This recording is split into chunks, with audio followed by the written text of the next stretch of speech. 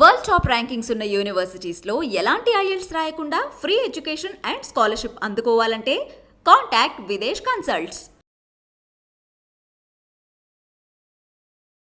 నమస్తే, welcome to I dream. నేను మీ మాధురి. మనకి ప్రెగ్నెన్సీ కన్ఫర్మ్ అయిన తర్వాత 3-4 నెలలకే అబోషన్స్ చూస్తూ ఉంటాం. అసలు ఈ అబోషన్స్ ఎందుకు అవుతూ ఉంటాయి? ఒకవేళ అబోషన్ తర్వాత ఎలాంటి జాగ్రత్తలు తీసుకోవాలి? ఫస్ట్ అబోషన్స్ ఎందుకు అవుతూ ఉంటాయి, ఎలాంటి జాగ్రత్తలు తీసుకోవాలి, దీని గురించి డీటెయిల్గా చెప్పడానికి మనతో పాటు ఉన్నారు కావ్యప్రియ వజ్రాల, గైనకాలజిస్ట్. దాన్ని అడిగి డీటెయిల్గా తెలుసుకుందాం. Hello ma'am. Hi ma'am, abortions ఇప్పుడు ఆ జనరేషన్లో ఈ మధ్యకాలంలో 3 to 4 months క్యారీ అవటం లేదు అంటే మనకి 2 months 3 monthsలోనే అబోషన్స్ వరకు వెళ్తున్నారు. అది వాళ్ళు చేసుకోకపోయినా చాలా క్రిటికల్ కండిషన్స్లో వాళ్ళకి అబోషన్స్ అయిపోతున్నాయి. అసలు ఈ అబోషన్స్ అనేవి ఎందుకు అవుతున్నాయి? ఒకటి ఈ మధ్య కాలంలో పీసీఓడి అన్న కండిషన్ ఎక్కువ అయిపోయింది యంగ్ గర్ల్స్ కి. ఇప్పుడు మనం 5 ఎంచుకుంటే అందులో ఒకరికి పీసీఓడి అన్నది ఉంది. ఆల్మోస్ట్ లైక్ పాండమిక్ లాగా అయిపోయింది పీసీఓడి అన్నది. పీసీఓడిలో ఏంటి అంటే మనకి వెయిట్ గెయిన్ ఎక్కువ ఉండడము, ప్రొజెస్ట్రాన్ డెఫిషియన్సీ ఉండడము. ప్రొజెస్ట్రాన్ వల్ల ల్యూటియల్ ఫేజ్ డిఫెక్ట్ అన్నది ఒకటి ఉంటుంది. మనకి ఎప్పుడైతే ఎంబ్రియో ఇంప్లాంట్ అయితే దానికి కావాల్సిన హార్మోన్ సపోర్ట్ ఏదైతే ఉండాలో అది పీసీఓడిలో డెఫిషియన్సీ ఉంటుందన్నమాట. సో అందువల్ల మనకి పీసీఓడి ఎక్కువ అవ్వడం వల్ల పీసీఓడి కాంప్లికేటింగ్ ప్రెగ్నెన్సీస్ ఎక్కువ అయిపోయినాయి ఈ మధ్య కాలంలో. అండ్ ఆల్సో థైరాయిడ్ ప్రాబ్లం ఎక్కువ అయిపోయింది. Okay, and also advanced age. అంతేకాకుండా మన గర్భసంచి లోపల కొన్ని గోడలు రావడము, లేకపోతే ఇంతకుముందు అబార్షన్స్ వల్ల అషర్మాన్స్ అట్లాంటివి రావడం కొన్ని చాలా వరకు చూస్తూ ఉంటాం. సో ఫైబ్రాయిడ్ కాంప్లికేటింగ్, లేకపోతే ఆల్రెడీ బీపీ ఉండడము, షుగర్ ఉండడము, ఎక్కువ ఏజ్ తర్వాత ప్రెగ్నెంట్ అవుతే జెనెటిక్ ప్రాబ్లమ్స్ రావడము. ఓకే, అండ్ ఆల్సో ఫాదర్లో ఆల్కహాల్, స్మోకింగ్ అట్లా కనుక ఉంటే డిఎన్ఏ డ్యామేజ్ అయ్యి దాంతో ఎంబ్రియో అయితే కనుక దాని నుంచి కూడా మనకు అబోషన్స్ అవ్వడము ఇట్లాంటివి జరుగుతూ ఉంటాయి. అంటే ఫాదర్లో జెనెటికల్ ఇది ఉన్నా కూడా బేబీకి అవుతుంది. మదర్లో అడ్వాన్స్డ్ ఏజ్ ఉన్నా కూడా జెనెటిక్ మెటీరియల్ వీక్గా ఉంటుంది. సో అప్పుడు కూడా అవుతుంది. ఎక్కువ ఏజ్లో 35 తర్వాత ప్రెగ్నెంట్ అవ్వాలనుకున్న వాళ్ళలో ప్రొజెస్ట్రాన్ కూడా కొంచెం తక్కువ ఉంటుంది. హార్మోన్స్ తగ్గిపోతాయి కదా. పీసీఓడి ఉన్న వాళ్ళలో కూడా ఇవన్నీ కామన్ కండిషన్స్ కాబట్టి ఇలాంటి వాళ్ళలో మనము అబార్షన్స్ అనేవి ఎక్కువగా చూస్తూ ఉంటాం అనమాట. అంటే ఇలాంటి కండిషన్స్ ఉండేటప్పుడు ఫస్ట్ బేబీని క్యారీ చేయటానికి, అంటే బేబీని వాళ్ళు ఒక బేబీని తీసుకొని రావాలి వరల్డ్లోకి అనుకునేటప్పుడు వాళ్ళు ఎలాంటి, అంటే ఫస్ట్ ఒక ఉమెన్ అన్న ఆమె ఎలాంటి జాగ్రత్తలు తీసుకోవాలి? నేను అదే చెప్పాను ఇందాక ఇంటర్వ్యూలో కూడా, మనకి ప్లాన్డ్ ప్రెగ్నెన్సీ అన్నది ఎందుకు ఇంపార్టెంట్. ఇవే conditions: over weight, thyroid, sugar, PCOD, hyper tension, ఇట్లాంటివి ఏ ఉన్నా కూడా ముందే మీరు అన్నీ దాన్ని సెట్ చేసుకొని ప్లాన్డ్గా చేసుకోండి. ఇంకోటి వర్క్ స్ట్రెస్ కూడా. చాలామంది వస్తారు, మేడం నేను ప్రెగ్నెంట్, నేను నైట్ షిఫ్ట్లో ఉంటున్నా, నాకు నైట్ షిఫ్ట్ అంటే మళ్ళీ నాకు డే టైం ట్రాన్స్ఫర్మేషన్ కష్టమవుతుంది, నాకు కొంచెం వామిటింగ్స్ అవుతున్నాయి, నేను సరిగ్గా కుక్ చేసుకోలేకపోతున్నా, తినలేకపోతున్నాను. స్ట్రెస్ ఫ్యాక్టర్ కూడా ఉంటుంది. స్ట్రెస్ ఫ్యాక్టర్ వల్ల ఏమవుతుంది, అడ్రినలిన్ అన్న హార్మోన్ రిలీజ్ అవుతుంది. దానివల్ల ఏమవుతుంది, మనకి వైసో కన్స్ట్రిక్షన్ అన్నది అవుతుంది. బ్లడ్ వెసల్స్ కన్స్ట్రిక్ట్ అయితే ఆర్గన్స్ ఏవైతే ఉంటాయో హైపాక్సిక్ ఇంజరీకి గురవుతాయి. హైపాక్సియా అంటే లెస్ ఆక్సిజన్కి గురవుతాయి. అవి లెస్ ఆక్సిజన్కి గురైనప్పుడు డెఫినెట్గా అబార్షన్స్ అవుతాయి. ఓకే, సో అందుకని స్ట్రెస్ ఫ్యాక్టర్ కూడా మనకి చాలా ఇంపార్టెంట్. సో ఇవన్నీ ఉన్నప్పుడు మనకు అబార్షన్ రేట్ ఎక్కువ ఉంటుంది. ఓకే. సో ఈ అబోషన్స్ ఎలా తగ్గించాలి అంటారు? అంటే ఫుడ్ హ్యాబిట్స్లో చేంజ్ చేసుకోవాలి అంటారా?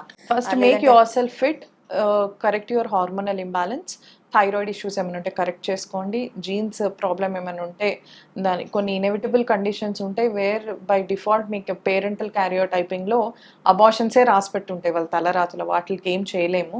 సో అలాంటి వాళ్ళు they can go for donor egg or donor sperm and they can have babies.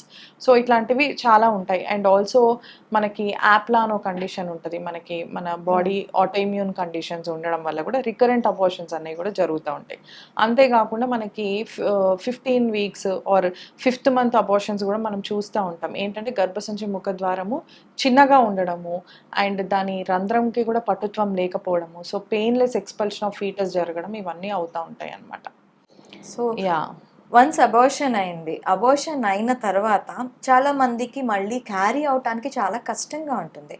ఇలాంటి వాళ్ళు అబార్షన్ తర్వాత ఎలాంటి జాగ్రత్తలు తీసుకోవాలి అంటారు?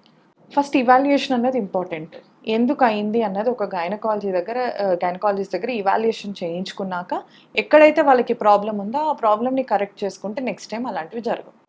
అండ్ ఇప్పుడు అంటే ఇందాక మనం మాట్లాడుకుంటున్నప్పుడు అబోషన్స్ అనేవి జనరల్గా వాళ్ళకి అయ్యేవి. కొంతమంది అన్వాంటెడ్ ప్రెగ్నెన్సీస్ని కూడా అబార్ట్ చేసుకుంటూ ఉంటారు.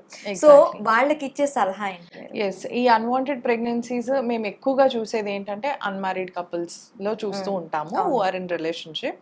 సో వాళ్ళకి నేను ఇచ్చే సలహా ఏంటి అంటే అబార్షన్ ఈజ్ నాట్ కాంట్రసెప్షన్. మనము ప్రెగ్నెన్సీ రాకుండా చూసుకోవడం వెరీ ఇంపార్టెంట్. సో దానికి ఒక అవగాహన కావాలి.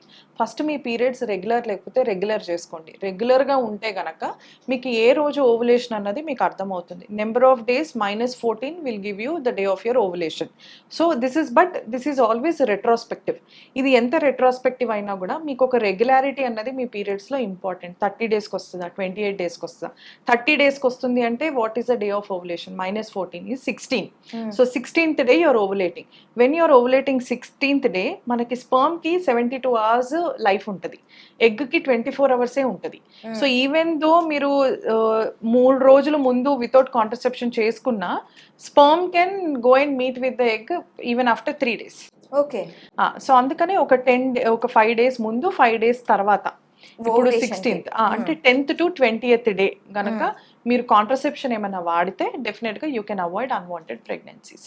కొందరికి ఇర్రెగ్యులర్ పీరియడ్స్ వల్ల ఏంటి అంటే వాళ్ళు ప్రెగ్నెంట్ అయ్యారని కూడా వాళ్ళకి తెలియదు అనమాట.